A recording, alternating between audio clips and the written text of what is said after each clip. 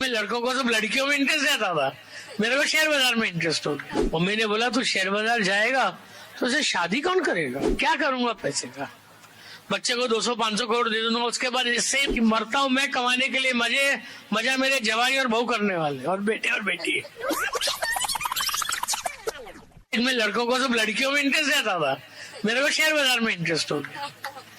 तो मेरे फादर बहुत डेमोक्रेटिक फादर थे, वो हमेशा ये बोलते थे कि भाई तेरे को जो करना है तू कर।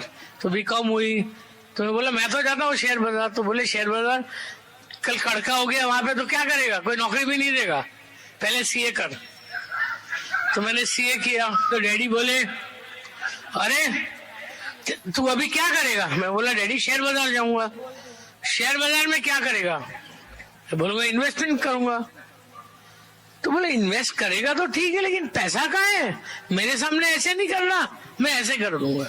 मेरी मम्मी ने बोला, हम तो मारवाड़ी कंजर्वेटिव फैमिली के थे, मम्मी ने बोला तू शेयर बाजार जाएगा तो उसे शादी कौन करेगा। तो बोला मम्मी डरो मत, एक कम बहू रहेगी आपको तंग करने के लिए। तो वो 5,000 रुपए लेके मैं तो गया शेयर बाजार, पापा मम्मी के साथ रहता था, शादी हुई नहीं थी, घर का खर्चा पापा मम्मी चलाते थे। तो मेरा भाई प्रैक्टिसिंग चार्टर्ड अकाउंटेंट था, तो उसने मुझे उनके 2-3 क्लाइंटों से इंट्रोड्यूस करा दिया। तो मैंने उनको कन्विंस कर दिया, उस जमाने में ब्याज 12-13% मिलता था। मैं बोला मैं 18% ब्याज दूंगा, मैं आप मुझे पैसा दीजिए। 1985 की बात है, मैंने एक साल में वो 12.5 लाख रुपए से करीब 30 लाख रुपए कमाए, और वो जमाने में 4 लाख रुपए टैक्स भरा। और मेरी शादी हुई तो मेरी वाइफ पैसे वाली फैमिली की थी, वो एसी रूम में रहती थी, गाड़ी थी, हमारे पास ना गाड़ी थी, हम तो बस में जाते थे। मेरी वाइफ ने मेरी जिंदगी में आज तक एक ही चीज मांगी है, अपने रूम में एसी कब लगेगा। उस दिन समझिए जब बजट शाम को आता था, बाजार 6 से 9 रहता था, तो 6 बजे मेरी नेटवर्थ 3 करोड़ थी और 9 बजे मेरी नेटवर्थ 20 करोड़ थी।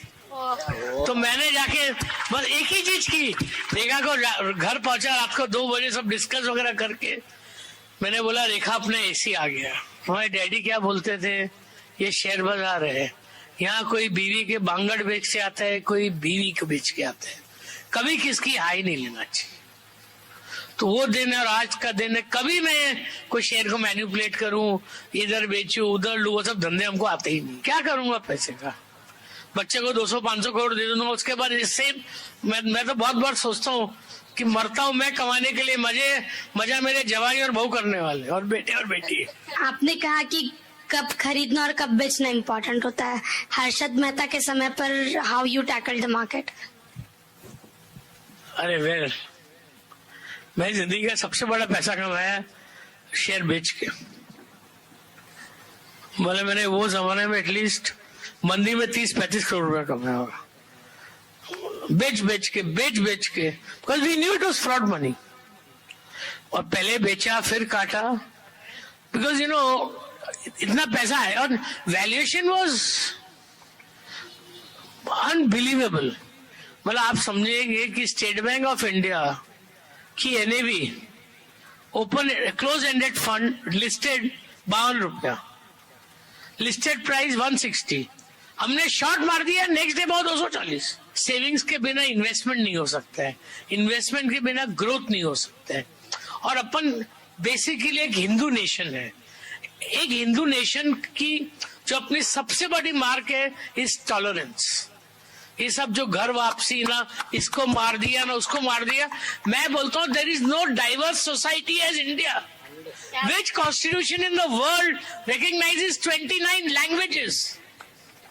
आप नागपुर में 100 विलेज जाओगे तो हर विलेज में चावल अलग तरीके से बनेगा।